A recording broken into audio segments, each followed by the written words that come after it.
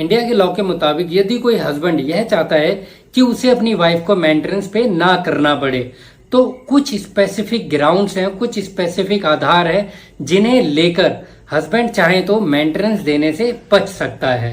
दोस्तों, इन सारे आधारों को डिटेल में जानने के लिए आप इस वीडियो को एंड तक देखें। Welcome back to my channel. आप देख रहे हैं टॉप आईक्यू लॉयर चैनल, जो आपको आपके कानूनों से, आपके अधिकारों से आपको जागरूक करता है। दोस्तों, यह कुछ आधार है जिनके बेस पर आप यानी कि हस्बैंड चाहे तो कोर्ट में आर्ग्यू कर कर अपने वाइफ को मेंटेनेंस पे करने से बच सकता है। पहला आधार है वाइफ की इनकम। यदि आपकी वाइफ अच्छा इनकम जनरेट कर सकती है, यानी कि कोई अच्छी जॉब करती है या उसका कोई बिजनेस है और वह एक अच्छा लाइफ स्टाइल जी सकती है अपनी अर्निंग से, अपनी सैलरी से, तो यह भी आपका एक आधार बन सकता है मेंटेनेंस पे ना करने के लिए। दूसरा आधार है आपकी वाइफ का इलिसिट रिलेशनशिप में होना। यदि आपकी वाइफ किसी के साथ में इलिसिट रिलेशनशिप में है, यानी कि अवैध संबंध में है, उसका किसी के साथ में कोई संबंध है, तो आप अगर ऐसा संबंध कोर्ट में प्रूव कर सकते हैं कि मेरी वाइफ एक इलिसिट रिलेशनशिप में है सो एंड सो पर्सन के साथ में, तो यह भी एक सॉलिड ग्राउंड है अपनी वाइफ को मेंटेनेंस से बचने के लिए, अपनी वाइफ को मेंटेनेंस पे ना करने के लिए। दोस्तों, तीसरा आधार है वाइफ के द्वारा क्रूएलिटी। यदि कोई वाइफ अपने हस्बैंड पर क्रूएलिटी करती है, मेंटली या फिजिकली टॉर्चर करती है उसको, या उसको मानसिक रूप से इतना प्रताड़ित करती है कि वह एकदम डिप्रेशन में रहने लगा है, बहुत ज्यादा स्ट्रेस में रहने लगा है, तो ऐसे में वह पर्सन, वह हस्बैंड इस आधार को भी ग्राउंड बना सकता है अपनी वाइफ को मेंटेनेंस पे करने से बचने के लिए। और दोस्तों, चौथा आधार है वाइफ के द्वारा घर छोड़कर चले जाना।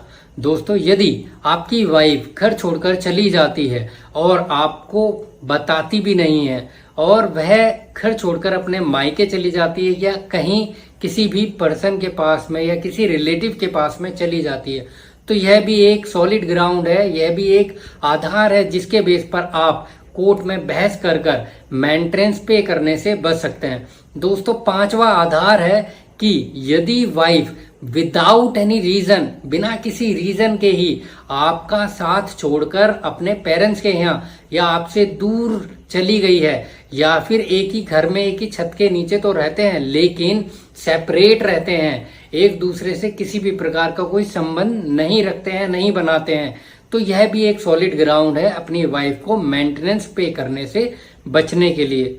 कोर्ट में इन सब आधारों को प्रूव करना हस्बैंड के लिए बहुत ज्यादा जरूरी होता है। इन आधारों को प्रूव करने के बाद में ही कोई हस्बैंड अपनी वाइफ को मेंटेनेंस पे करने से बच सकता है। दोस्तों, इन आधारों को कोर्ट में प्रूव करना बहुत ज्यादा मैंडेटरी है, बहुत ज्यादा जरूरी है। इनके आधार पर ही मेंटेनेंस पे करने से बचा जा सकता है। दोस्तों, हर एक केस के facts and circumstances and evidences अलग अलग होते हैं और कोर्ट मेंटेनेंस के मामले में हर एक पार्टीज की फाइनेंशियल सिचुएशंस को देखते हुए ही, एविडेंसेस को देखते हुए ही कोर्ट मेंटेनेंस डिसाइड करता है। दोस्तों, आज हमने जाना कि हस्बैंड किस किस आधार को लेकर कोर्ट में बहस कर सकता है मेंटेनेंस के केस में मेंटेनेंस पे करने से बचने के लिए। दोस्तों, फिर भी कोई क्वेरी हो या कोई क्वेश्चन हो या कोई भी सवालात हो तो आप मुझे कमेंट बॉक्स में कमेंट कर पूछ सकते हैं।